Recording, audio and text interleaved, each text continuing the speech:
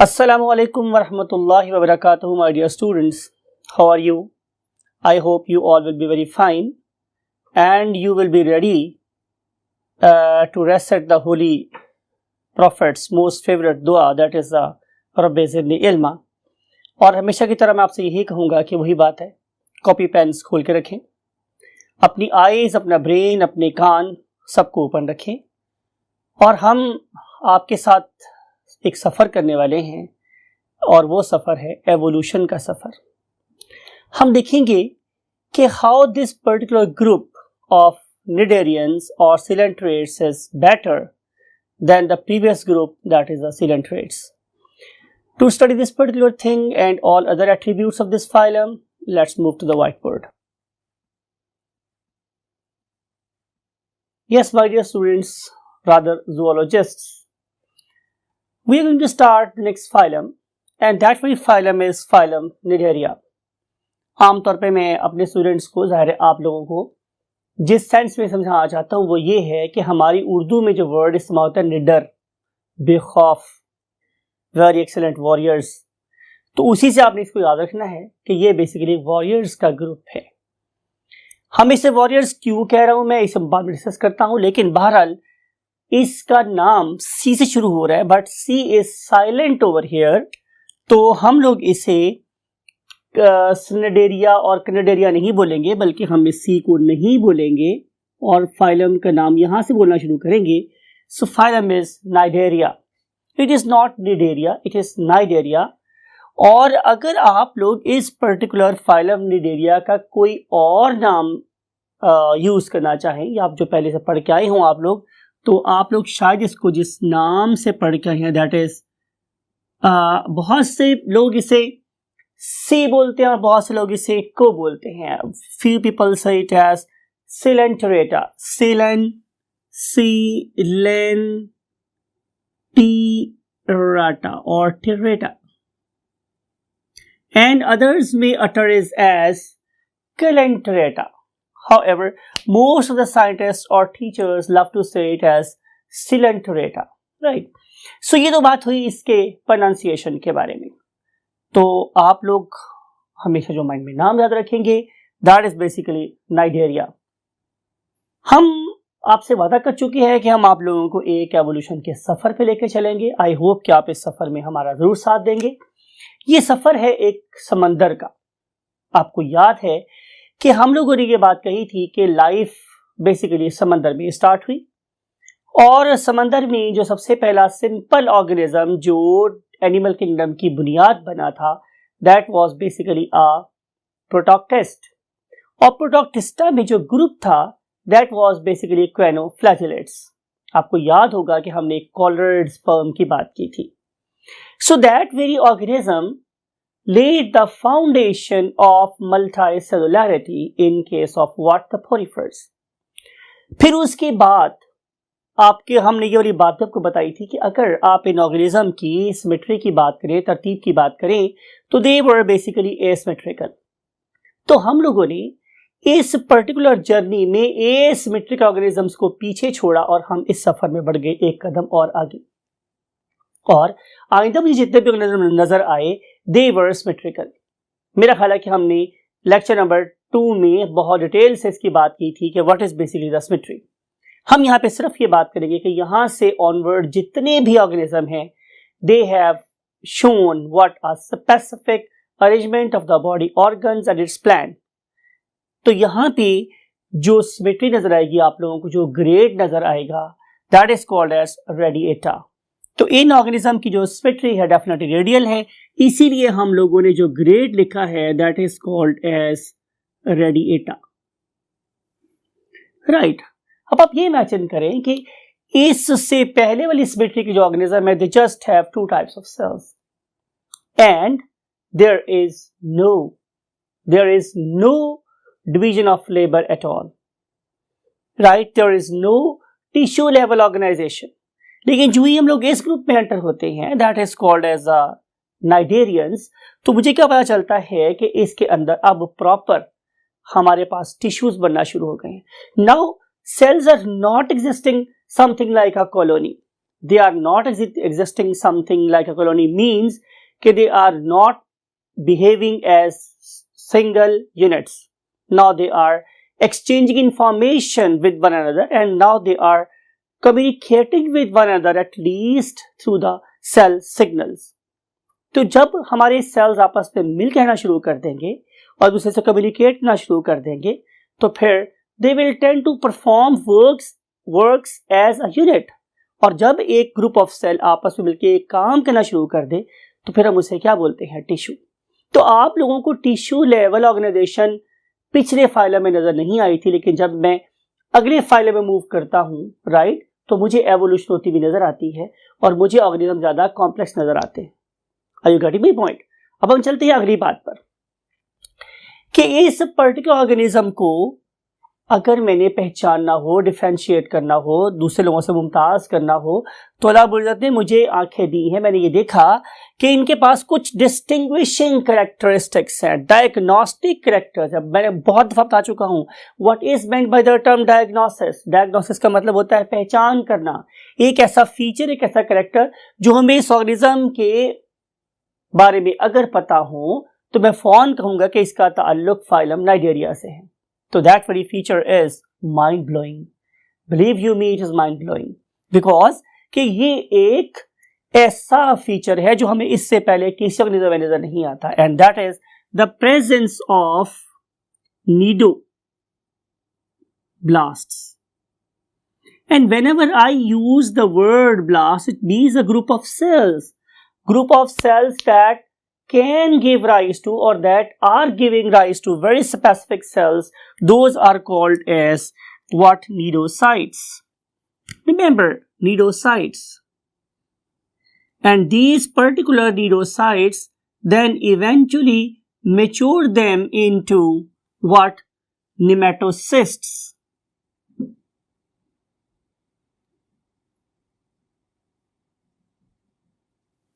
Right, nematocysts. अब आपने ये बात देखनी है कि ये जो नेमेटोसिस्ट्स है, why I have used the term mind blowing. आप समंदर में कभी भी गोता खाने जाएं तो ऐसा हो सकता है कि आपकी मुलाकात इन ऑर्गेनिज्म से हो जाए जिन्हें हम लोग क्या बोलते हैं, नाइजेरिया. फॉर एग्जाम्पल हम यहाँ पे लिख सकते हैं, आप लोगों के लिए पहले से लिख देते हैं. One of them is called as for example physalia and other one is jellyfish and other one is sea anemone. Right, बहुत से लोग इसे sea anemone भी कहते हैं. ये this is a wrong pronunciation. True pronunciation is sea anemone. Right. So ये मेरे पास 3 examples. आप कभी भी नहीं ये चाहेंगे कि आप कभी समंदर में गोता लगाएं तो आपकी मुलाकात कभी इन ऑर्गेनिज्म से हो. बिकॉज मैंने क्यों वर्ड यूज किया था माइंड ब्लोइंग? बिकॉज कि these organism have got these particular nematocysts and these particular nematocysts are something like a harpoon. Right, अगर आप सर्च करें तो हार्पून आप लोगों को एक ऐसा क्या तीर नजर आएगा जो डिफरेंट पर्पस के लिए हम समंदर में इस्तेमाल करते हैं. So these are something like harpoons. They are something like arrows. और ये जो arrows हैं ये सिंपल नहीं. इन पर्टिकुलर arrows के बारे में आप यूं समझ लो कि ये जहर में भुजाए हुए तीर हैं. तो जब ये जहर में बुझे हुए तीर किसी की बॉडी में लगते हैं तो फिर एहसास होता है कि हमारा मुकाबला किस ऑर्गेनिज्म के साथ है. तो मैंने बोला कि ये माइंड ब्लोइंग है. खुदा ना खास्ता आप समंदर में जंप करें और आपका मुकाबला अगर इन पर्टिकुलर ऑर्गेनिज्म से होगा तो they will literally pierce thousands of their nematocysts in your body. Those are not going to cause some you can say piercing pain but also the pain of some neurotransmitters. तो इसलिए हमने Babar word use किया है, what? Mind blowing. सो ये वाले nematocyst होते कहाँ हैं? इसका आंसर मेरे पास ये है कि अगर आप इन ऑर्गेनिज्म को देखें तो ये ऑर्गेनिज्म, ये वाले सेल्स आप लोगों को नजर आएंगे इसकी सबसे बाहरी लेयर में, जिसे हम लोग नाम कह देते हैं व्हाट? एक्टोडर्म. तो these are basically modified ectodermal cells. इसका मतलब ये हुआ कि यहां हमें एवोल्यूशन में एक और चीज नजर आती है. वो क्या? कि अब एक्टोडर्म के सेल्स डिफरेंशिएट होना शुरू हो गए।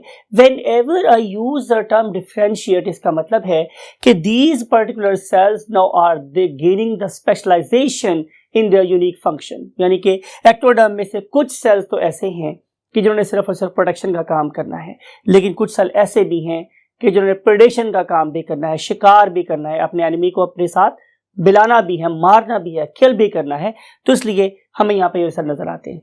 अगर आप एक टिपिकल नेमेटोसिस्ट को देखें तो आपको नजर आएगा कि ये पर्टिकुलर नेमेटोसिस्ट तो बेसिकली एक मॉडिफाइड सेल है, लेकिन इसके अंदर आप लोगों को वही बात है, एक पॉइजन बाब नजर आता है। दैट इज बेसिकली एरोहेड, और इसके पीछे एक लंबी सी क्या है, थ्रेड है, एक ट्यूब है, and that very particular tube is going to you can say terminate at a you can say gland that is basically at a cell organelle that is going to make nothing other than this particular poison that is called as what? Neurotoxin. जब ये organism किसी भी अपने enemy को देखते हैं या अपनी फूड को देखते हैं तो ये समझ ले कि उन्हें केमिकल सिग्नल्स आते हैं। ये जो पर्टिकुलर केमिकल सिग्नल्स हैं, इसको रिस्पॉन्ड करते हुए this very group of organism they literally discharge, look at this, look at there efficiency and accuracy. यहाँ से डिस्चार्ज होने के बाद ये चुभ गए, पियर्स हो गए into the body of the host, in the body of the prey, right. और जाहिर है now they are going to inject or insert all the toxin in their body। और अगर ये कोई छोटा ऑर्गेनिज्म है तो ये क्या करेगा, ये सारे ये पैरालाइज हो जाएगा। पैरालाइज होने के बाद it can be the food of the organism. तो ये है कुछ बात हमारे इस पर्टिकुलर ऑर्गेनिज्म के बारे में। तो हमें डिस्टिंग्विशिंग फीचर नजर आए क्या कि प्रेजेंस ऑफ नेमेटोसिस्ट। एक और डायग्नोस्टिक फीचर जो यहाँ पे प्रेजेंट है वो ये है हमारे स्टूडेंट्स कि इनके पास एक माउथ है और उस माउथ के बाहर हमें नजर आते हैं टेंटेकल्स, राइट। तो ये जो मेरे पास टेंटेकल्स हैं, टेंटेकल्स, ये आप लोगों को माउथ के अंदर फूड को ले जाने में इस्तेमाल करने पड़ते हैं। So these are two distinguishing characters. Number 1, presence of tentacles around the mouth and presence of nematocyst in the ectoderm. ये दो डिस्टिंग्विशिंग फीचर्स हैं। एग्जाम्पल्स हमें देख ली हैं, that is a physalia, that is a jellyfish, that is sea anemone. अब ये जो ऑर्गेनिज्म है, अगर आप इनके पास अपना कोई डेलिकेट ऑर्गन लेके जाएंगे, समथिंग लाइक योर टंग, तो आपको क्या पता चलेगा कि ये वाले ऑर्गेनिज्म नॉट ओनली इन्होंने क्या किया कि अपने जो एरोहेड्स थे वो आपकी टंग में डाल दिए, बल्कि न्यूरोटॉक्सिन भी आप लोगों की बॉडी में डाल दिए। तो एक छोटे से जो कि बेबी जो स्टूडेंट था उसने ये ट्राई की, तो उस पर्टिकुलर सी एनिमनी ने अपने जो न्यूरोटॉक्सिन थे उसकी बॉडी में डाल दिए और उसकी जुबान बहुत ज़्यादा स्वेल कर गई, यहाँ तक कि उसे सांस लेना मुश्किल हो गया और उसे एनाफाइलेक्टिक शॉक हो गया। तो डोंट इमेजिन कि ये आप लोगों को तंग नहीं कर, जिसमें डिस्कस किया आप लोगों से पहले भी। अब हम डिस्कस करेंगे इसका एवोल्यूशनरी स्टेटस। आपको याद होगा कि अगर हम बात करते कि स्पंजेस की, तो उसमें हमारे पास 2 किस्म के सेल्स थे। उनमें से एक का नाम क्या था, एक्टोडर्म, और एक का नाम मेरे पास क्या था, एंडोडर्म। यहाँ पे हमें एक और स्टेप एवोल्यूशन में आगे नजर आता है। तो इस पर्टिकुलर एक्टोडर्म के अंदर 2 किस्म के सेल्स नजर आए थे, अभी डिस्कस किया। One of them were protective,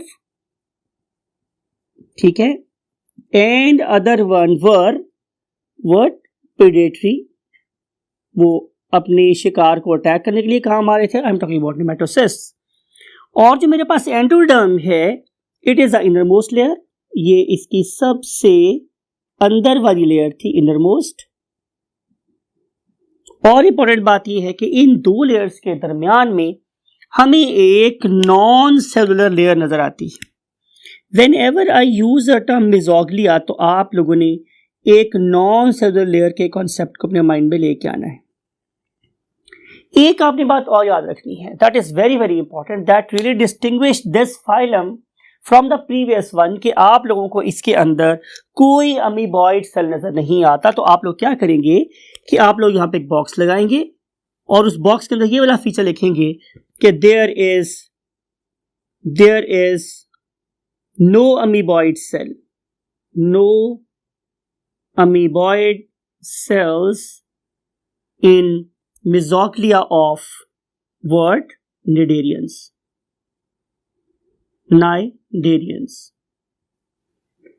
right. तो आपने ये बात बड़े ध्यान से अपने माइंड में रखनी। लेकिन इसमें एडवांसमेंट अभी नजर आती है कि अगर बात को आपने गौर से सुनना है, अगर आप इससे प्रीवियस फाइलम को देखें तो आप लोगों को उसके अंदर एंडोडर्म में सिर्फ और सिर्फ एक किस्म के सेल नजर आते थे, उनका नाम मेरे पास क्या था, क्वेनोसाइट्स। लेकिन यहाँ पे एवोल्यूशन या इर्तिका का प्रोसेस और आगे बढ़ता है और हमें यहाँ पे 3 किस्म के सेल नजर आते हैं। तो look at this, division of labour is increasing, efficiency of the organism is increasing. और यहाँ पे जो 3 किस्म के सेल हैं वो कौन कौन से होते हैं उसे हम लोग प्रॉपर डाइजेशन में स्टडी करेंगे अभी थोड़ी देर के बाद। So let's move to the next topic, and next topic is size and shape of the cnidarians. अगर मैं साइज की बात करूं तो साइज के लिहाज से they can be microscopic, they can be simple microscopic organisms, और जो माइक्रोस्कोपिक ऑर्गेनिज्म की जो बेस्ट एग्जांपल है that is Hydra, and other one are macroscopic. Whenever we use the term macroscopic तो इसका मतलब यह है कि they are very large, और ये जो बहुत ही बड़ा सा ऑर्गेनिज्म जो कि 2 मीटर्स तक बड़ा हो सकता है that's name is ब्रैंकियोसिरेंथस। अदरवाइज देखा जाए तो जो हमारी जेली फिशेज हैं वो भी काफी बड़े डायमीटर की हो जाती है, लेकिन जाहिर है as compare to this particular jelly fish ये ब्रैंकियोसिरेंथस एक और बड़ा ऑर्गेनिज्म है, लिहाजा इसका एग्जांपल कोट की हुई आप लोगों की बुक में, ठीक है। अब आपको ये वाली बात पता है कि ये वाला ऑर्गेनिज्म अभी भी कॉलोनी है, और जो कॉलोनी है जाहिर वो क्या काम करती है, वो बहुत सारे काम करेगी। फॉर एग्जाम्पल ये फूड गेन कर रही होगी, राइट। नंबर 2 पे ये अपना डिफेंस कर रही होगी कि अगर कोई मेरे पास कॉलोनी है तो should be capable of defending itself. और थर्ड मेरे पास ये है कि इस पर्टिकुलर कॉलोनी में most of the organism should carry out reproduction, तो ये रिप्रोडक्शन भी कर रही होगी। मैंने ये सारी बातें आप लोगों से इसलिए बोली हैं बिकॉज कि अपकमिंग टॉपिक्स में हम इन तीनों बातों को डिस्कस करेंगे। तो सबसे पहले हम लोग इसके न्यूट्रिशन या फूड के बारे में बात कर रहे हैं। तो अगर मैं इस पर्टिकुलर ऑर्गेनिज्म की फूड के बारे में बात करूं तो जाहिर है आप लोगों ने ये मुहावरा सुन रखा होगा कि हर बड़ी मछली छोटी मछली को खा रही है।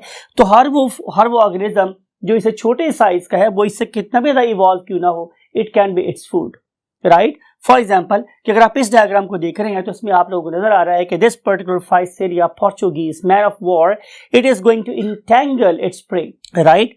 तो और प्रे का कौन सा है, फिश। अब look at the hierarchy of evolution, fish कहीं ज्यादा एवोल्यूशन में आगे है as compare to the simple group, but when its size is smaller it can be taken up by these voracious organisms, even you can face the consequences।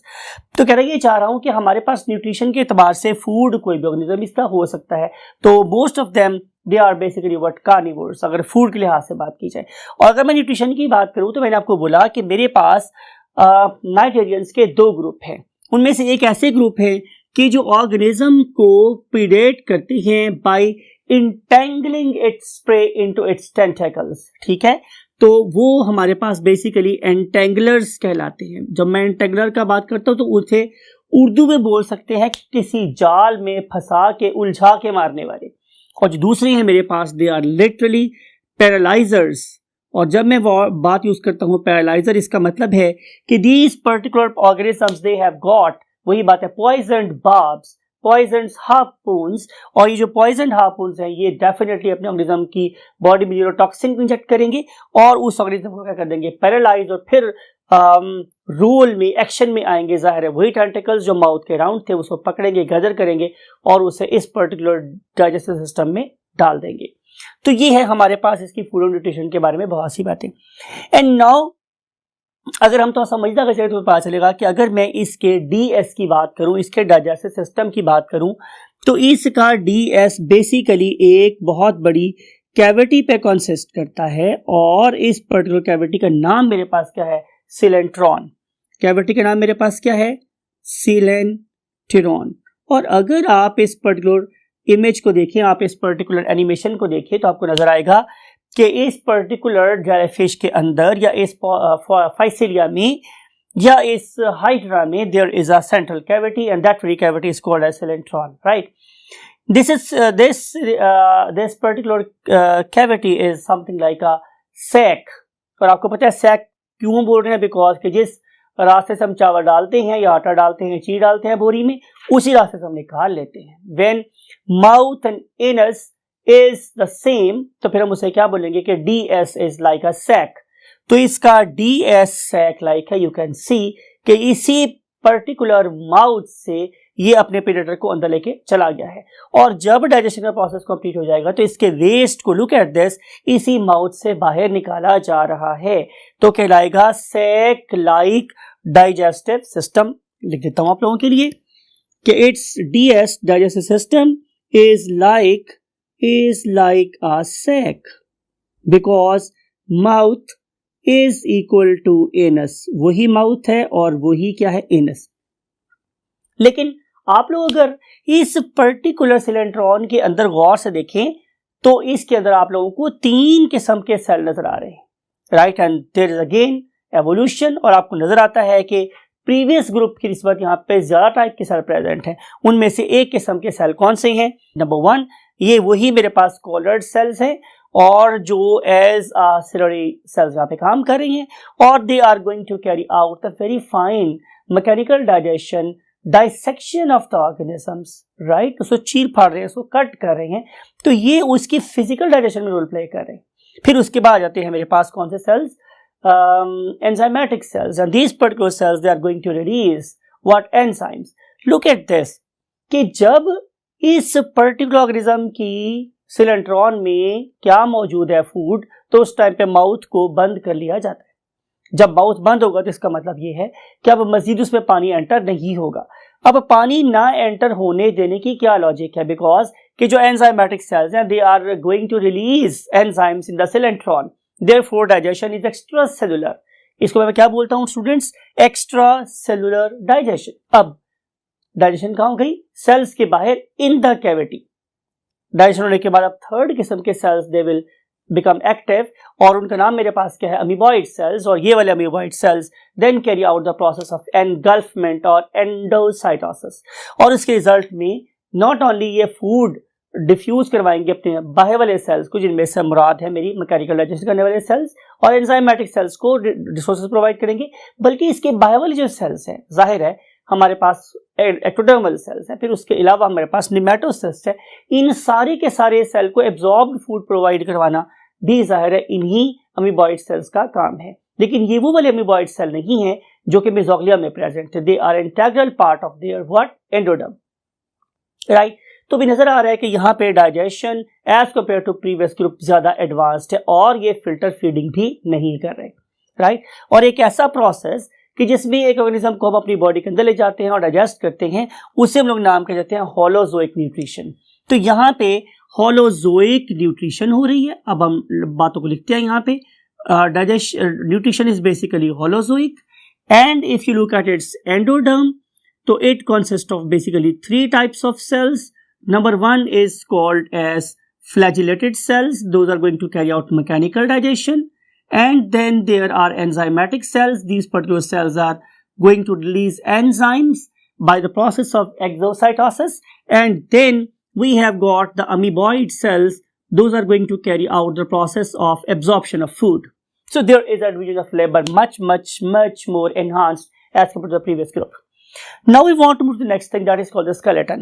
अगर आप इन particular organism को देखें तो इनका अपना एक बहुत ही ज्यादा ऑर्गेनाइज्ड स्केलेटन है, और इस पर्टिकुलर स्केलेटन को मैं देखूं तो it can be very soft और it can be very hard, ठीक है। अगर ये मेरे पास एक सॉफ्ट स्केलेटन है तो इस पर्टिकुलर स्केलेटन की एग्जिस्टेंस प्रेजेंस और एब्सेंस ऑफ वाटर पे है, लिहाजा मैं इसे बोलता हूं कि their skeleton is hydrostatic skeleton. कौन सा स्केलेटन है my dear students? Hydrostatic skeleton. और इस हाइड्रोस्टैटिक स्केलेटन रखने वाले ऑर्गेनिज्म की बेस्ट एग्जांपल में जाहिर है मेरे पास hydra, physalia mean Portuguese man of war, और इसके अलावा जेलीफिश शामिल हैं। लेकिन ऐसा भी हो सकता है कि इनका स्केलेटन बहुत ज्यादा हार्ड हो, something like the skeleton of the corals and the reefs. Corals, not reefs, corals. और जो ये मेरे पास कोरल्स हैं, they are basically specialized in absorption of calcium carbonate. So too much calcium carbonate become part of their body. Now we want to move to the next topic, and that is basically called as locomotion. लेकिन उससे पहले आप एक इस particular image को देखें जिसमें हम आप लोगों को एक छोटी सी कोरल जो आपको नजर आ रही है उससे लेकर दुनिया की एक बहुत बड़ी कोरल को दिखा रहे हैं। ये दुनिया की सबसे बड़ी कोरल है। इससे करीब ये एक swimmer, he is very privileged person जो इससे करीब स्विम कर रहा है, because he is looking at the world's most ancient organism, world's most largest organism, right. तो आप इसे कह सकते हो कि ये एक मामा कोरल है, बहुत बड़ी कोरल है, और इसके ऊपर जाहिर है न्यू कॉलोनीज बनती चली जा रही है, इसका साइज इंक्रीज होता चला जा रहा है। It is literally very hard. और ऐसी ऐसी कोरल्स भी मेरे पास हैं कि जब वो बड़ी होती है तो उसके ऊपर प्रॉपर आइलैंड बन जाते हैं, लोग उसके ऊपर रहते हैं, आबादियां बनाते हैं। और अगर मैं ये बात कहूं कि इनका कैल्शियम रिसाइकलिंग में भी बहुत बड़ा रोल है, तो ये गलत नहीं होगा। So let's move to the next topic. Next topic is regarding locomotion. हम लोकोमोशन के बेस पे भी कह सकते हैं कि this phylum is showing great diversity. Whenever I use the term great diversity, इसका मतलब ये है कि इसमें से कुछ ऑर्गेनिज्म sessile होंगे। Whenever I use the term sessile, it means कि only their larval stage was active, but after their you can say settlement to any substrate or the object that may be the living or may be non-living, तो उस वक्त उसके बाद इनकी सारी जिंदगी वहीं पे अटैच गुजरती है, उन्हें हम क्या बोलते हैं, sessile। So still other type of organisms, something like sea anemone, अगर आप इनको देखें तो इनकी लाइफ बिल्कुल sessile नहीं है, बल्कि ये इतने डाइवर्स टाइप्स की मूवमेंट को शो करें। For example they can attach themselves with a substrate, और ऐसा पेड़ से ये मुश्किल उसका ये पार्ट है, हिल ही नहीं रहे, महसूस भी नहीं हो रहे, लेकिन these are very clever organisms. ये अपनी बॉडी पार्ट्स को बड़े इफेक्टिवली यूज करते हैं। Look at this particular video. इस वीडियो में नजर आ रहा है आप लोगों को कि इस ऑर्गेनिज्म के पास दो डिस्क है, एक वो डिस्क जो बिल्कुल उसकी बेस पे लगी हुई है, हम उसे बोलते हैं पीडल डिस्क, और इस पर्टिकुलर पीडल डिस्क के साथ ये अपने आप को अपने सबस्ट्रेट से अटैच कर सकते हैं। लेकिन on the other hand look at the upper disc, that is called the oral disc, और इसके अराउंड आपको पता है बहुत से टेंटिकल्स अटैच हो, ये फीड भी कर सकते हैं। तो जिस वक्त इनकी पीडल डिस्क अटैच होती है अपनी सबस्ट्रेट के साथ तो दे अपीयर एज सेसाइल, लेकिन whenever they try they can carry out, look at this video, कि वो अपनी बॉडी को फ्लेक्स कर सकते हैं, right. Now look at this sea anemone, it is basically flexing its body, ठीक है, and then moving from this point to the other point, and whenever it will reach its destination, it will again use its pedal disc and become sessile। बात समझ आई? तो इस तरीके से हम लिख सकते हैं कि यहाँ पे हमारे पास पार्शियल मूवमेंट वाले ऑर्गेनिज्म भी हैं। पार्शियल का मतलब ये है कि they can attach themselves and whenever they like they can detach themselves and they can flex their bodies, they can show some sort of flexion extension movements and then reach their final destination। लेकिन मेरे पास third किस्म के organism है, they are free swimming और freely moving organism. और ये जो मेरे पास फ्रीली मूविंग ऑर्गेनिजम्स हैं, अगर मैं इनकी बात करूं तो इसकी बेस्ट एग्जांपल मेरे पास क्या है, जेलीफिश। अब जेलीफिश मेरे पास दो किस्म की मूवमेंट कर रही है, one of them is called as lateral movement, वो साइड वाइज हॉरिजॉन्टली मूव कर रही है। तो कहा जाता है कि जब ये हॉरिजॉन्टल मूव कर रही है तो इसकी बिल्कुल एनर्जी कंज्यूम नहीं हो रही होती, ये बिल्कुल करंट के साथ साथ फ्लो कर रही होती है। लेकिन यही वाला ऑर्गेनिज्म ये against the gravity means upward vertical direction में भी मूव कर सकता है, और जब ये वर्टिकल डायरेक्शन में मूव करेगा तो फर्स्ट टाइम पे ये वाटर को अपनी सिलेंट्रॉन के अंदर लेकर जाएगा और फिर अपने रेडियल और लेटरल मसल्स को, लॉन्गिट्यूडनल मसल्स को यूज करेगा to pump this water in you can say downward direction. तो जब ये वाटर डाउनवर्ड डायरेक्शन से मूव करेगा तो देयर विल बी रिएक्शन, और उस रिएक्शन के रिजल्ट में ये वही जेलीफिश अपवर्ड मूव करेगी, and this particular process definitely demands energy. तो इसकी मूवमेंट एक्टिव भी हो सकती है और पैसिव भी हो सकती है। तो ये दोनों वर्ड में लिख देता हूं आप लोगों के लिए कि जब हॉरिजॉन्टल मूव कर रही होगी तो मूवमेंट इज पैसिव, और जब ये वर्टिकल मूव कर रही है तो its movement is basically what, active. Now we want to move to the last topic of the day, and that very topic is called as reproduction।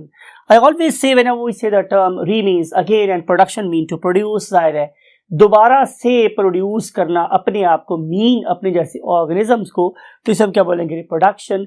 और reproduction में पास दो टाइप की होती है, one of the is called as asexual, other one is called as sexual. और अगर आप इन ऑर्गेनिज्म की एसेक्सुअल रिप्रोडक्शन की बात करें तो most of the organisms they are capable of doing it and they can carry out the process of asexual reproduction by means of budding। ठीक है, तो यहाँ पर भी बडिंग ही रोल प्ले कर रही है और इसके अलावा जो प्रोसेस है that is called as regeneration. यहाँ पे भी हम लोगों को रिजेनरेशन नजर आती है कि ऑर्गेनिज्म अपने पार्ट्स को लॉस करने के बाद नए पार्ट्स बना सकते हैं। एंड देन फ्रेगमेंटेशन, जाहिर है कि ऑर्गेनिज्म को अगर एक पार्ट लूज हो गया तो वो वाला पार्ट भी ज़ाया नहीं होगा बल्कि वो भी एक नए ऑर्गेनिज्म में कन्वर्ट हो जाएगा। बडिंग की जो मेरे पास बेस्ट एग्जांपल है ज़ाहिर है वो हमारे पास क्या है, हाइड्रा है। Then we want to move to the next phase that is called as of course the sexual reproduction.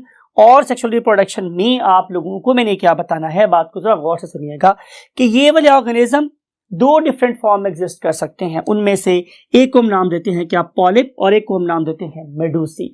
तो ये वाली जो स्टेज है जो बडिंग करवा रही है, फ्रेगमेंटेशन करवा रही है, रिजेनरेशन करवा रही है, that is basically it's asexual phase and that वाली asexual phase is called as polyp, right. अब इस पर्टिकुलर पॉलिप के ऊपर या उस पर्टिकुलर एसेक्सुअल फेज में एसेक्सुअल कॉलोनी में डेवलप होते हैं certain किस्म के organisms.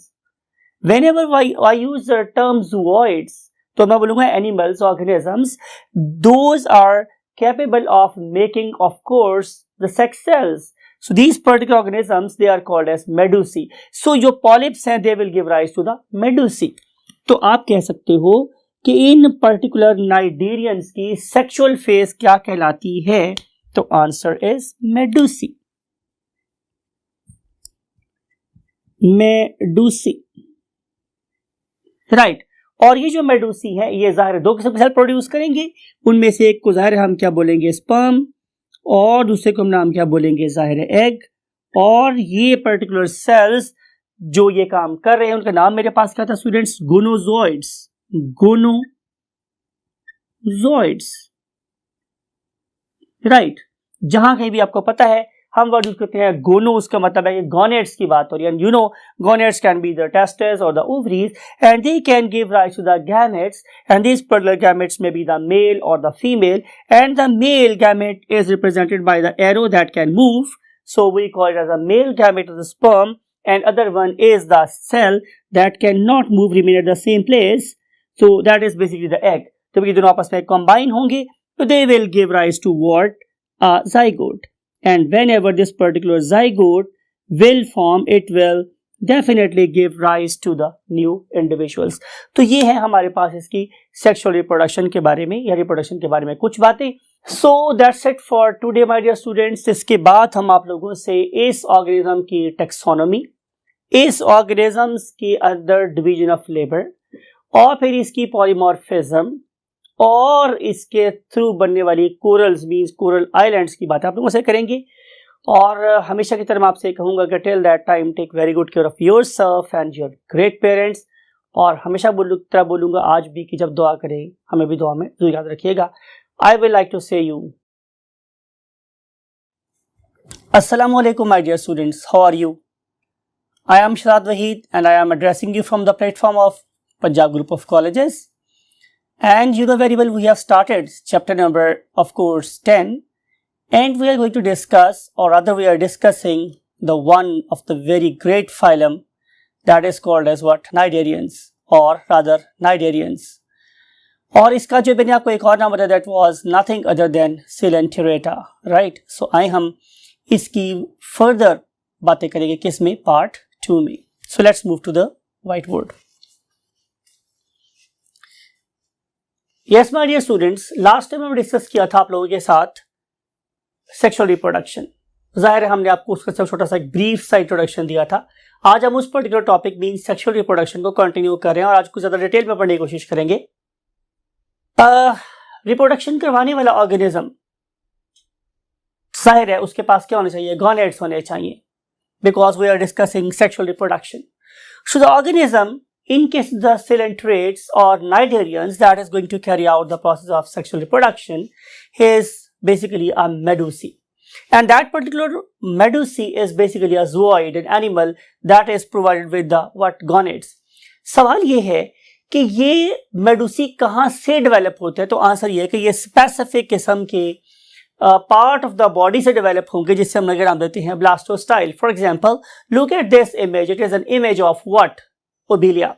and Obelia is basically a colonial organism that is exhibiting both, you can say, polyp stage and medusa stage, right? In this particular organism, look at this, there is a funnel-like structure, and that very funnel-like structure is called as a what? Blastostyle. These particular organisms, definitely they have the gametes, and these particular gametes, they are basically producing on the external surface of the medusae, right? Although these particular medusae are lying in the blastostyle, but I am talking about the surface of the medusae, right? These particular external gametes, they are basically being released in the form of bundles. Particularly this very character is very common in corals, right? And that very character, that very feature, it is very much visible at night. Because these particular corals, they do not carry out the process of reproduction in the daytime. So they carry out process of reproduction at night. और night के time पे अगर आप इसको study करना चाहेंगे तो literally you have to jump into the sea having oxygen containers on your back and definitely more powerful lights. And if you are equipped with these things, then you will be able to see the very spectacular scene of the ocean. And that very spectacular scene is the liberation of the packets of the gametes, right? So these particular gametes, they are definitely the packets of either egg or the sperms. But look at this. कितनी ज्यादा मिकदार में ये release हो रहे हैं जब एक particular species के अक्सर ऑर्गेनिज्म एक ही वक्त में इकट्ठे रिप्रोड्यूस कर रहे हों, तो हम उस पर्टिकुलर प्रोसेस को बायोलॉजी में क्या नाम देते हैं, लाइफ साइंस में नाम देते हैं उसको swarming. So this particular swarming, very spectacular scene it can be seen, and you know very well when sperms and eggs they are released into the environment, we call it as nothing other than external fertilization. So as a result of external fertilization, what will happen? We will have numerous number of what? Zygotes, right? And when zygote forms, it swims for some time, definitely in the free state in the waters of the ocean, and then it settles down. Once it settles down, definitely this organism can convert itself into a static phase. Motion करने के बाद, move करने के बाद ये खास जगह पे आके, एक खास पॉइंट पे आके अपनी जिंदगी को रोक लेते हैं या अटैच करते हैं अपने आप की सरफेस के ऊपर, और वो डेफिनेटली स्टेज क्या हो जाएगी? पॉलिप कहलाएगी, राइट? सो नॉर्मली जो पॉलिप स्टेज होती है वो कैसी होती है? स्टैटिक होती है. इसी पर्टिकुलर चीज को डिसाइड करने के लिए let's move to the next column of the board, and that is going to depict the same thing, and the same thing is called as alternation of generation. Whenever we use the term alternation, तो alternation का मतलब क्या हुआ कि जिस process में हम किसी चीज को बदलेंगे. हम देख रहे हैं कि हमारे ये नाइटेरियंस, बहुत निडर किस्म के ऑर्गेनिज्म, क्या एग्जिबिट कर रहे हैं, क्या डिस्प्ले कर रहे हैं, क्या शो कर रहे हैं. तो आंसर इज कि they are showing AOG. Whenever I use the term AOG, it means alternation of generation. There are two types of generation. One of them we have read yet. अभी पीछे वाले column में पढ़ के आए हैं कि इसकी दो किस्म की क्या होती है? फेजेस होती है. को हम बोलते हैं एसेक्सुअल फेज और दूसरे को हम क्या बोलते हैं? Sexual phase. बहुत से ऑर्गेनिज्म में ऐसा जरूरी नहीं कि हमेशा ऐसा हो, but most of the time the process is going on. Asexual phase is going to produce sexual phase, right? And sexual phase is going to produce asexual phase, right? But unlike other organisms, something like plants, आपने chapter number 9 में ये पढ़ के आए हैं कि they exhibit, they show what? Alternation of generation, where the gametophyte give rise to sporophyte and sporophyte give rise to gametophyte. In that case, that very gametophyte was 1n and sporophyte was 2n. But in this case, there is no difference at all. If asexual phase is 2n, sexual phase is also 2n. तो दोनों का जो वजन है वो बिल्कुल कैसा है? Balanced है, right? So both are 2n. The difference is that particular asexual phase, जैसा भी मैंने पीछे वाले कॉलम में बोला था, कि it is usually attached, it is fixed, and normally we call them as polyps, right? On the other hand, अगर मैं इसकी बात करूँ sexual phase, normally इसे हम क्या बोलते हैं? Medusae. आप इसके एग्जांपल में बेस्ट क्या हो सकती है? जेलीफिश. आप जो उसकी मोबाइल स्ट्रक्चर देख रहे हैं, that is basically carrying out swimming in the waters of ocean, that is basically medusae. और आपको पता है कि मेडुसी कहां से बनते हैं? ब्लास्टोस्टाइल से बनते हैं. But it is definitely true for Obelia. Now we want to move to the next concept. The next concept is polymorphism. आपको बहुत दफा बता चुका हूं मैं कि जब भी हम वर्ड यूज करते हैं पॉली, इसका मतलब क्या होता है? Many. And morph, what is morphology? Study of external features of an organism is called as morphology. अगर मेरे पास एक कॉलोनी में, एक ऑर्गेनिज्म में, एक कॉलोनी में मुझे मुख्तलिफ किस्म के ऑर्गेनिज्म इकट्ठे नजर आते हैं, तो मैं ये बोलता हूं कि ये वाले ऑर्गेनिज्म मुख्तलिफ शक्लों में जाहिर हो रहे हैं, तो इसे हम क्या बोलेंगे? Polymorphism. So existence of the different types of zooids in the same colony is called as polymorphism. For example, there can be different types of zooids. जैसे मैंने बोला, ज़ूओइड क्या है? छोटे छोटे ऑर्गेनिजम्स हैं जो आपस में मिलकर एक कॉलोनी की फॉर्म में रह रहे हैं। For example, look at this, these are the gastrozooids. मेरे ख्याल आप पढ़े लिखे बच्चे हैं, आपको ये बात बिल्कुल पता चल गई है कि जब भी मैं टर्म यूज करता हूं गैस्ट्रो, इसका मतलब है कि I am talking about digestion. तो gastrozooids, it means these organisms are very much specialised in only one most favourite job, that is eat eat and eat. ये they are specialised, they are really really eating and killing and predating and paralysing machines, right. तो ये सारी बातें जो मैंने बाद में बोली है, जाहिर है वो ईटिंग करने के लिए बहुत जरूरी है। सो इन सारी की सारी फीचर्स जिसमें पाए जाते हैं उसे हम बोलते हैं क्या? गैस्ट्रोजॉइड।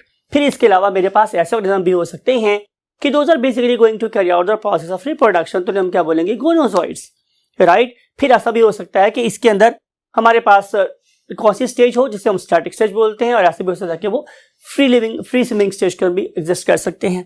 तो ये है हमारे पास डिफरेंट किस्म की क्या पॉलीमॉर्फिज्म जो हमें यहाँ पे नजर आती है। इट मीन्स कि एक बड़ा यूनिक सा ग्रुप है जो मुझे ऑल्टरनेशन ऑफ जनरेशन भी शो कर रहा है और पॉलीमॉर्फिज्म भी शो कर रहा है।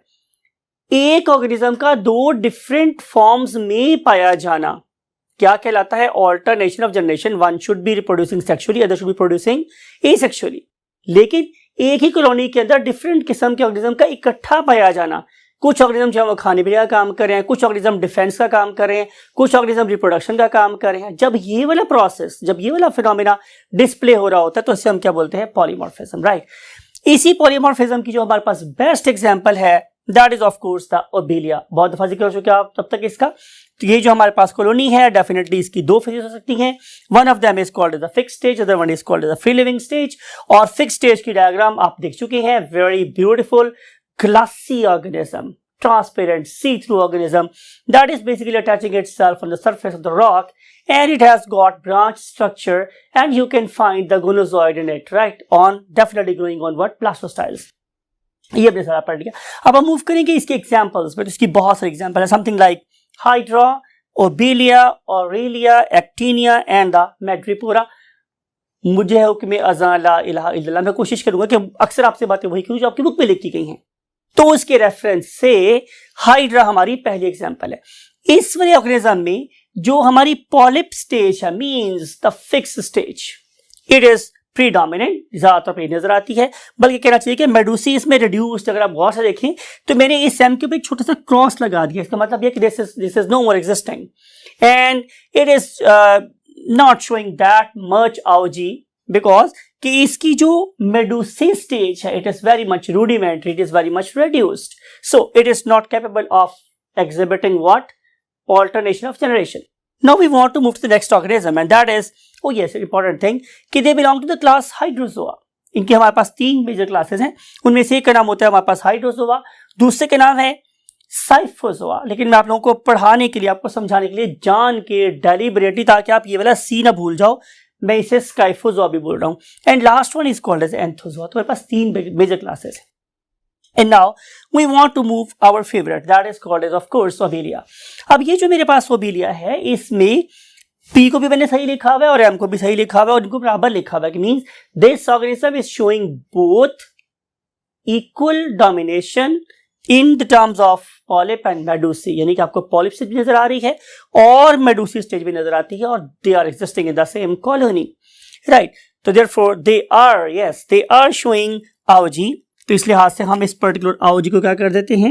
रेड कर देते हैं और उसके ऊपर एक गुड लगा देते हैं, right. And now we want to move to the next thing, one of the most beautiful creature of the almighty Allah, perhaps in the flow in the oceans, and that very thing is called as jellyfish, right.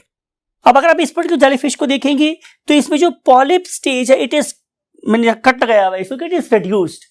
ये बहुत reduced है। और इसकी जो मेडूसी stage जो आप लोगों को समंदर पे राज करती हुई नजर आती थी किसी जमाने में, during the course of evolution, जाहिर है just after the evolution of what poriferans, आपको पता है जिस चीज ने डोमिनेट किया, हमारे ओशंस को भर दिया, that were nothing other than the coelenterates. तो मैं इन पर्टिकुलर सिलेंट्रेट्स की बात कर रहा हूं, perhaps the most spectacular organism in the ocean, right.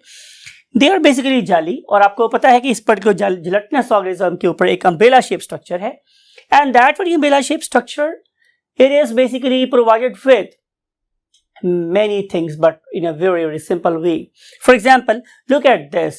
आप लोगों को इस अम्ब्रेला के नजर आ रहे हैं चमकते हुए ये horseshoe shaped structures. These are basically their gonads, right? और इसी वजह से हम इसे क्या बोल रहे हैं कि ये उसकी सेक्सुअल फेज है और फ्री लिविंग है। फिर इसके अलावा आप देख रहे हैं कि इसके नीचे आप आमतौर पर देखेंगे तो you will find the manubrium और something like a mouth, and that very manubrium और mouth is surrounded by any intelligent guess. Yes, आप में से लोग बोलेंगे सर कि इसके माउथ के बाहर तो टेंटिकल्स प्रेजेंट होते हैं, हालांकि वो वाली चीज जो इसके मेनोब्रियम या माउथ के बाहर हैंग कर रही है, it is not tentacles, these are basically its oral arms. So where does the tentacles exist? The answer is a very clever organism, and this particular clever organism is basically providing tentacles on its margin. भाई जाहिर है इसको attack होने खतरा कहां से हो सकता है? जरा साइडों से हो सकता है, और इस अपनी अम्ब्रेला को फोल्ड करके अपने टेंटिकल्स तक भी पहुंच सकता है, अपने ओरल आर्म तक भी पहुंच सकता है. तो इसने क्या किया कि इसने अपने टेंटिकल्स को अपने अम्ब्रेला के साइड्स पे लगा लिया, right. So this very clever organism, it is provided with the nematocyst. आपको पता है हमने कल बहुत डिटेल डिस्कस किया था कि नेमेटोसिस्ट क्या होते हैं, how they act as poisonous harpoons, right. So we want to move forward. हम देखेंगे कि ये जो मेरे पास ऑर्गेनिज्म है jellyfish, it belongs to the class scyphozoa, right. और इसके टेंटिकल्स कहाँ डिस्कस किया हम लोगों ने, where is the oral arm, ये डिस्कस कर लिया हम लोगों ने, और बेसिकली गॉनेड्स कहाँ एग्जिस्ट करते हैं ये भी डिस्कस कर लिया, राइट. अब जो ये वाले ऑर्गेनिज्म है ये काफी बड़े भी हो सकते हैं. फॉर एग्जाम्पल अगर मैं सिर्फ जेलीफिश की बात करूं, it can B 3 feet in diameter and more than 3 meter tall, sorry.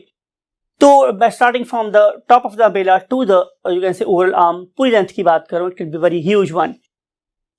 लेकिन ये तो कुछ भी नहीं है. हमारे पास एक और ऑर्गेनिज्म है, उसका नाम है प्राया. ये अपना नहीं है बल्कि प्राया है. Look at this, I have written कि इट्स साइज इज 120 feet. आप इमेजिन करें कि ये कितना लंबा चौड़ा ऑर्गेनिज्म है. परहैप्स हम ये कह सकते हैं कि ये हमारे ओशन का सबसे जायंट ऑर्गेनिज्म है, बिकॉज कि अगर मैं इसके साइज को कंपेयर करूं तो ब्लू व्हेल भी इससे छोटी है, right. Although blue whale is much more multicellular and much more organised. तो इसका जो साइज है ये बहुत ही लॉन्ग डिस्टेंस तक फैले हुए टेंटिकल्स पे कंसिस्ट करता है, और ये ब्लू व्हेल से बड़ा हो जाता है. इस पर्टिकुलर ग्रुप के अंदर एक बड़ी खूबसूरती एक में नजर आती है, वो ये है कि इसके पास परहैप्स दुनिया की सबसे प्रिमिटिव आई पाई जाती है, that can differentiate between the presence or absence of light, and that very primitive eye is called as Inocelas, right. So I have written it for you, that is the Inocelas. These are the perhaps the most primitive eyes. And now we want to move to the next group, another very lovely group, and that one is called as the sea anemone group. These particular sea anemones, they are basically polyps in, you can say, origin. Their medusa is almost reduced, and it is basically inoculated in that same you can say polyp stage.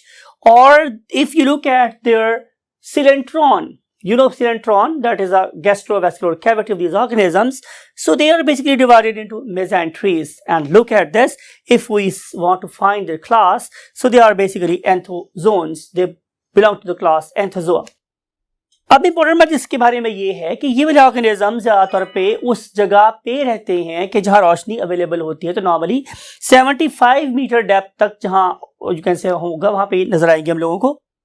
और अगर आप इन organism के अंदर की scope ढूंढना चाह रहे हैं रिप्रोडक्टिव ऑर्गन्स को, तो आप लोगों को क्या करना पड़ेगा, आपको इस ऑर्गेनिज्म का सेक्शन काटना पड़ेगा. कौन सा वाला? Longitudinal section.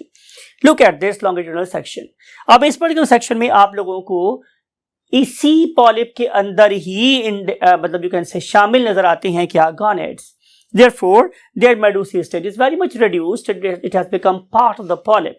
So इसके तरह आप लोगों को मैं लिखा है आप लोगों के लिए, आपको एक लिए कि ये कॉइंड स्टैक्स हैं गोनेड जो आप लोगों को नजर आते हैं, और जाहिर है इस पर्टिकुलर गोनेड में से फिर स्वार्मिंग के टाइम पे निकलेंगे what the packets of the gametes, they will be liberated into the gastrovascular cavity or the coelentron, and from here they will move into the muscular pharynx, and then they will move out from the mouth and they will continue their life cycle. Now we want to move to the next example that is given in your book, and that is called as madrepora. That very madrepora is basically hard. अब तक हमने जितने organism की बात की हैं उनमें से सारे सॉफ्ट थे. शायद आपको कल की अगर वीडियो याद हो तो हमने तो आप लोगों को प्रॉपर सी एनिमनी को मूव करते हुए दिखाया था कि इतना सॉफ्ट है, अपने आप को अटैच कर सकता है पीलर डिस्क के साथ, और अपनी बॉडी की लेटरल मूवमेंट से ये अपनी बॉडी अपने एनिमी से दूर भी जा सकता है after giving it a paralytic shock, right. अब हम बात करें कि ये जो मेरे पास मैड्रीपोरा है ये हार्ड है. कॉमन सेंस, ये हार्ड क्यों है? बिकॉज इसके अंदर कैल्शियम कार्बोनेट डिपॉजिट हो गया है. Common sense. और when these organisms obtain calcium carbonate, definitely they make you can say corals, and the different corals basically combine together to form the coral reefs. और अगर मैं इसी क्लास की बात करूं तो they are basically anthozoans. अगर मैं इनके यूनिक फीचर की बात करूं तो these are very very strange organisms because they can live together, they can make mammoth structures, perhaps one of the largest structures on the face of earth, one of the oldest creation on the face of earth. इसकी बात हम थोड़ा ठहर के करते हैं, but they are wonderful organisms. And now we want to move to the phenomena process कि अगर ये वाले organism जिन्हें हम corals बोलते हैं, अगर ये coral reefs बनाते हैं तो how they are capable of making what the coral reefs. So let's move to the next column of the word. हम बात कर रहे थे formation of coral reefs की. Listen, I have said medusae, they are free living. It means medusae cannot make the coral reefs. Only thing that can make the coral reef is the polyp, right? So हम क्या करेंगे कि हम polyp से बनवाएंगे बहुत बड़ी बड़ी चट्टानें जिन्हें हम क्या बोलते हैं कोरल रीफ्स. और ये वाली कोरल रीफ्स फिर इतना फैल जाएंगी कि ये मेरे समंदर की सतह से उभरते उभरते समंदर से बाहर निकल जाएंगी और इनका अपेरेंट एरिया किलोमीटर्स में हो जाएगा और लोग इसके ऊपर आबादियां बनाएंगे. Are you getting my point? और उन पर्टिकुलर आइलैंड को कि जो कोरल से बने हुए उन्हें हम क्या बोलते हैं coral island. I think you know very well. One of the very best example is West Indies, right? So जितने भी आप लोगों के पास बारबाडोस टेस्ट हो रहे होते हैं, इस तरह के टेस्ट हो रहे होते हैं, they are basically taking place, they are being played on the activity of the corals, marvelous organisms, right? So हम बात ये कर रहे थे कि ये पॉलिप्स हैं और पॉलिप्स करते क्या हैं कि वो अपनी बॉडी के बाहर एक स्पेशल किस्म की सेक्रेशन रिलीज करते हैं that is capable of harvesting calcium out of the waters of the sea. इसका मतलब यह है कि यह सिर्फ अपने गिरद सेक्रेशन बनाएंगे और ये वाली सेक्रेशन फिर थोड़े अरसे के बाद हार्ड हो जाएगी due to deposition of what calcium carbonate. आप कह सकते हैं कि ये एक ऐसा ऑर्गेनिज्म है जो अपना घर खुद बना के रहता है. हर ऑर्गेनिज्म में ये भी ज़्यादा बड़ी प्रॉपर्टी दी है माय डियर स्टूडेंट्स के ये किसी के बने हुए घर में नहीं रहता, ये अपना घर खुद बनाता है. वो वाला घर जिसमें इसके बावजूद रहते थे उसमें नहीं रहेगा, राइट? तो क्या होगा कि जिस घर में इसके बड़े रहते थे वो वाला घर नीचे दब जाएगा, ये उसके ऊपर अपना घर बनाएगा. इस तरीके से ये वाली रीफ्स ऐसा बनती चली जाती हैं. अब इस पर्टिकुलर छोटे से स्टोनी कैप्सूल के ऊपर एक छोटा सा होल रखते हैं और इस होल के अंदर दाखिल होंगे when they are in need of what feeding. तो जब ये खाना पीना चाहेंगे उस तरह घुस जाएंगे और अपने टेंटिकल्स को पानी के अंदर लहराते रहेंगे. Whenever any food come into their contact, they will release a poisonous harpoon and then entangle itself and take it into the body. So कहने का मकसद मेरे पास ये है कि जब ये फीड नहीं कर रहे होते तो ये उस पर्टिकुलर कैल्शियम कार्बोनेट संगे मरमर के बने हुए मकान से बाहर आ जाते हैं, स्विमिंग करते हैं और जब खाने की जरूरत पड़ती है दोबारा उसी शेल में घुस जाते हैं. जब ये मर जाएंगे तो ये अपना घर खाली छोड़ जाएंगे, लेकिन उसके अंदर कोई और नहीं रहेगा, बल्कि इनकी जो नेक्स्ट जनरेशन आएगी या नेक्स्ट जो और अदर पॉलिप्स हैं they will come over here but they will make their own home. Hence these particular you can से coral reefs they grow in their size, right? तो आगे हम चलते हैं नेक्स्ट थिंग कि आपने देखा, अभी look at this particular video, आप लोगों को यहाँ पे बहुत ही डिफरेंट किस्म के ब्यूटीफुल स्टनिंग कलर्स के अंदर नजर आ रहे हैं, व्हाट ब्राइट कलर्स में नजर आ रहे हैं आप लोगों को कोरल्स। सवाल ये है कि इन कोरल्स के रंग कैसे बनते हैं? तो आंसर है अल्लाह रब्बुल इज़्ज़त ने इन्हें एक बहुत अच्छा फीचर दिया हुआ है कि they can carry out the process of symbiosis, and I think you know very well what is symbiosis. Process of mutual beneficial relationship is called as symbiosis, right. So बात मैं यहाँ पे ये कर रहा हूँ माय डियर स्टूडेंट्स कि जब सिम्बायोसिस होगी तो एल्गी हमेशा सेफ रहेगी और एल्गी के से प्रोड्यूस होने वाली हाई ऑक्सीजन ये इन पर्टिकुलर यू कैन से ऑर्गेनिजम्स को इरेक्ट रहने में भी हेल्प करेगी, और प्लस शेल्टर ये देंगे, प्लस फूड इनको मिलेगी, मींस इन कोरल्स को मिलेगी। तो इस लिहाज से ये आपस में मिल के रहते हैं। That is called as what? Symbiosis. So all colors are basically due to symbiotic relationship with the what? Algae. Now we want to see कि where is the existence or occurrence of these particular corals. तो सबसे पहली बात है Australia. मैंने Australia क्यों लिखा है? बिकॉज के दुनिया की सबसे बड़ी कोरल रीफ, कोरल्स की बनी हुई चट्टान ऑस्ट्रेलिया के पास है, and it is lying on the north eastern side of the Australia. अगर आपको मैप पढ़ना आता है और आप ये समझते हैं कि नॉर्थ हमेशा ऊपर वाली साइड पे होता है और साउथ में नीचे वाली साइड पे होता है, तो हम बात ये कर रहे थे कि जो अगर आप ऑस्ट्रेलिया का मैप देखेंगे तो तस्मानिया आप लोगों को नजर आएगा सदर्न साइड पे, और आप लोगों को सिडनी नजर आएगा नॉर्दर्न साइड पे। तो नॉर्दर्न साइड पे ये उनका जो सेंट्रल कैपिटल है उसके अराउंड आपको ये व्हाट कोरल रीफ, और इसका नाम मेरे पास क्या है? Great barrier reef.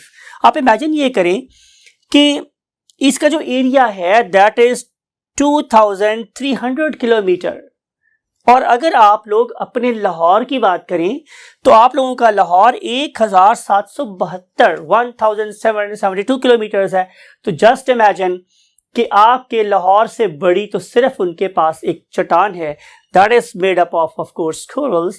It is the largest coral in the world. इसको हमारी जग्गे अजीम 1 और 2 में बहुत लॉस पहुंचा, और फिर 20 इयर्स तक इसको डिस्टर्ब होने से बचाया गया और देखा गया कि किस स्पीड से ग्रो कर रही है, और इसके ग्रोथ रेट से इसकी एज का भी अंदाजा करने की कोशिश की गई थी। खैर आगे चलते हैं। इसके अलावा हमारे अमेरिका के Florida that is lying at the equator, आपको वहां नजर आएंगे, West Indies lying very close to equator, and east coast of Africa it is also provided with these marvellous organisms known as what the corals. जो एक बात हम आपसे miss कर गए that is basically the nervous system. Nervous system को मैंने जरूर डिस्कस करना है because that way nervous system is again unique. This is in the terms of what? Evolution. I love this particular group as well because कि इससे पहले तो हमारे पास ऑर्गेनिज्म थे, वो तो थे ही, you can say very simple, और वो अटैक भी नहीं करते थे, वो डिफेंस भी नहीं करते थे, लेकिन ये वाला ऑर्गेनिज्म, लेकिन याद रखिएगा ऐसा नहीं है कि ये वाला ऑर्गेनिज्म एक रात को सोए हुए थे तो दे वर जस्ट पॉरीफर्स, और सुबह उठे तो जनाब ये क्या बन गए? बड़े highly specialised well differentiated cells के मालिक बन गए। ऐसा नहीं है। दीज पर्टिकुलर ऑर्गेनिजम्स के बारे में यही कह सकता हूं कि हजारों साल नरगिस अपनी बेनूरी पे रोती है, बड़ी मुश्किल से होता है चमन में दीदावर पैदा। तो मैं आप लोगों से कहना ये चाह रहा हूं माय डियर स्टूडेंट्स कि ऐसा नहीं है कि ये प्रोसेस सेल्स की डिफरेंशिएट होने का एक ऐसा ऑर्गेनिज्म जिसके पास नर्वस सिस्टम तकरीबन ना होने के बराबर है, वो इतनी ज्यादा इवॉल्व नर्वस सिस्टम का मालिक हजारों साल में नहीं, लाखों साल के एवोल्यूशनरी प्रोसेस के बाद हुआ है। सो अगर आप इस पर्टिकुलर ऑर्गेनिज्म को देखें तो अभी भी हम यही बोल रहे हैं कि it's nervous system is not that much evolved. It don't have any sort of nervous system that can be called as what central nervous system. It don't have any sort of cerebral ganglia or the pedal ganglia or something like it, nothing like that. But look at this कि जिंदगी में जितनी भी movements थी वो दो किस्म के न्यूरॉन्स की वजह से हैं. मूवमेंट्स की मैं बात कर रहा हूं. One of them is called as sensory neuron, other one is called as a motor neuron. However, their coordination was done by the intermediate neurons. तो इस पर्टिकुलर ऑर्गेनिज्म को मैं जरूर सल्यूट करना चाहूंगा बिकॉज कि दिस वेरी ऑर्गेनिज्म इसने क्या किया, इसने केबल्स इवॉल्व की और फिर उनको आपस में जोड़ना भी सीखा. तो नेटवर्किंग और केबलिंग नर्वस सिस्टम के जिस ऑर्गेनिज्म में इवॉल्व हुई that is nothing other than coelenterates. Right. लेकिन अभी भी याद रखने वाली बात यह है कि this organism have got many syncytia. Whenever we say the word syncytia, इसका मतलब यह है कि इसके अंदर जो मसल है, जो एक ग्रुप ऑफ सेल है, it is not working at longer distance. यानी कि अगर आप इसके लुक एट दिस, ये मेरे पास एक हाइड्रा है या मेरे पास एक सी एनेमनी है, और मैं अगर इस पर्टिकुलर सी एनेमनी के राइट साइड पे गुदगुदी करता हूं, तो ऐसा नहीं है कि ये इसकी इंफॉर्मेशन इसकी पूरी बॉडी को चली जाती है, बल्कि इंफॉर्मेशन इसकी लोकलाइज्ड होती है, राइट। और इस पर्टिकुलर लोकलाइज एरिया में इस पर्टिकुलर स्टिमुलस के अंदर जितना भी मैस ऑफ सेल आएगा, that will be considered as one syncytia, right? So it is a polysensitial organisms, but they have shown the links between the two types of neurons. They discovered the cables and they discovered what the networking. और आज मैं इस बात पे अपने topic को खत्म करना चाहता हूँ कि so much we enjoy together, or we have together, we even remain unnoticed about those things, but they are with us due to the course of billions and billions of years of evolution. तो उस वक्त जब समंदर में life बहुत simple थी, बहुत static थी, बहुत ही बेरंग थी, जिस पर्टिकुलर ग्रुप ने ओशन को कलर से भर दिया और मुख्तलिफ किस्म की मूवमेंट से भर दिया, नर्वस सिस्टम से भरा, that is none other than cnidarians. और I just want to say that these are perhaps one of the most magnificent organisms that really rule the still bottoms of the ocean, Cnidarians. So that's all for this phylum Cnidaria. I want to say you अल्लाह हाफिज इस particular दुआ के साथ कि आप जहाँ भी रहें बहुत खुश रहें और अपने अंदर से इल्म की